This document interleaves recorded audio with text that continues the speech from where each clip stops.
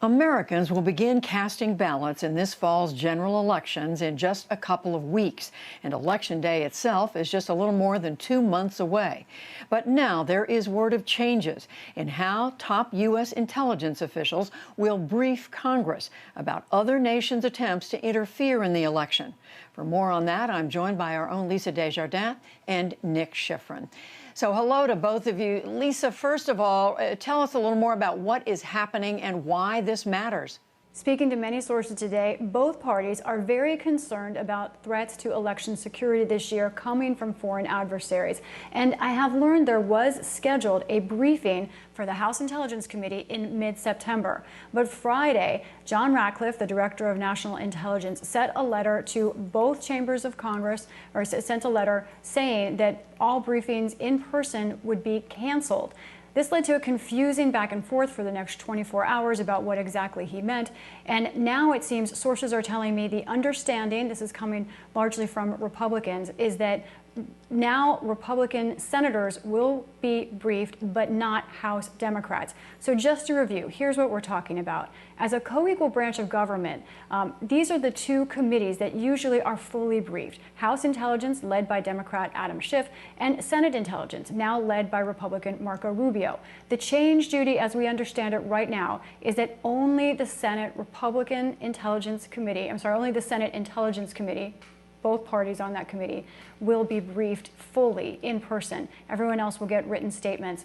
Okay, so why does this matter? First of all, briefings provide a great deal more information in person than on paper. Separately, this shows the mistrust that is growing between lawmakers who usually put politics aside on this issue.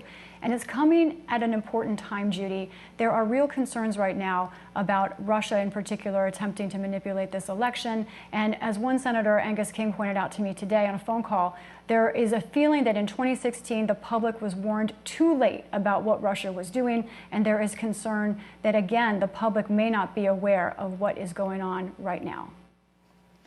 And Nick, what is the intelligence community saying about this? Judy, an ODNI official told me that, quote, they are committed to meet their statutory responsibilities to keep Congress informed, but they wouldn't confirm what Lisa just reported about whether there will be some in-person briefings to either the Senate or the House Intelligence Committees. As for the motivation, they're very clear. Those letters that Lisa just mentioned were sent to congressional leadership and committees on Friday, and Ratcliffe wrote that he didn't want information, quote, misunderstood or politicized. He told Fox News that that meant he didn't want to see information leaked. We've had a pandemic of information being leaked out of the intelligence community, and I'm going to take the measures to make sure that that stops. I asked Ratcliffe's office about leaking. All they would say is that we take unauthorized disclosures of classified information seriously.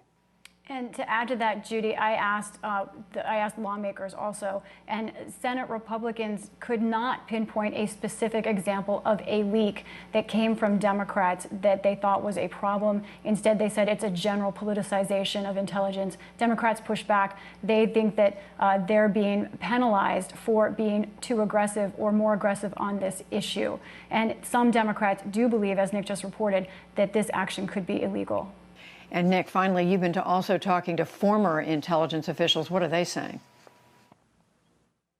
Yeah, these former officials, Republicans, Democrats, senior career intelligence officials, they accuse Ratcliffe of misleading the public on the threat to the election. In that Fox News interview, he insisted that China was the U.S.'s top threat, and many officials across the government do believe that China is the long-term strategic threat that the U.S. is most concerned about. But the immediate, the overt threat to the election is Russia. And that was even in a recent statement released by the Office Director of National Intelligence. It said pro-Kremlin actors were trying to denigrate former Vice President Biden and boost President Trump's candidacy, whereas China's goal was long-term: shape the policy environment, pressure political figures considered anti-China, and deflect criticism. And that really leads to former officials' fear of the politicization of the intelligence community. First, Ambassador Rick Grenell, a Trump ally with no intelligence experience, became acting director, and now John Ratcliffe, nominated and withdrawn last year, also a Trump ally with no intelligence experience, confirmed a few months ago. And now former officials tell me that senior career intelligence officials are leaving the intelligence community for fear it's being politicized. And all this happening just weeks before the election, before people start voting. Nick Schifrin, Lisa Desjardins, thank you both.